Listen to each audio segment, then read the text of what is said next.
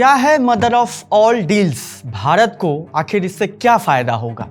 चलिए इस रील के थ्रू जल्दी से समझ लेते हैं कि भारत और यूरोपियन यूनियन के बीच 27 जनवरी को जिस मदर ऑफ ऑल डील्स को लेकर चर्चा चल रही है वो असल में है क्या।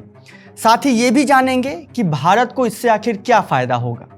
यूरोपियन यूनियन और भारत अपने व्यापार को लेकर एक समझौता करने जा रहे हैं जिसमें दोनों ही पक्ष अपने 90 से 95% प्रोडक्ट्स पर टैरिफ या तो कम करेंगे या फिर खत्म कर देंगे। हालांकि ऐसी खबर है कि इस डील से डेयरी और एग्रीकल्चर प्रोडक्ट्स को बाहर रखा गया है।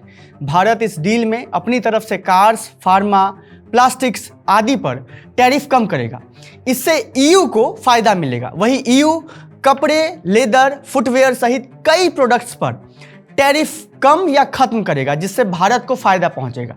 इसे मदर ऑफ ऑल डील्स इसलिए कहा जा रहा है क्योंकि यह दुनिया के 25% जीडीपी को तो प्रभावित करेगा ही करेगा, साथ ही इससे लगभग 200 करोड़ लोग सीधे तौर पर प्रभावित होंगे। जॉब्स बढ़ेंगी, व्यापार बढ़ेगा, चीन और अमेरिका की ओर से आ रही चुनौतियां भी कम होंगी और भारत चीन की जगह दुनिया का नया मैन्युफैक्चरिंग यूनिट बन सकता है।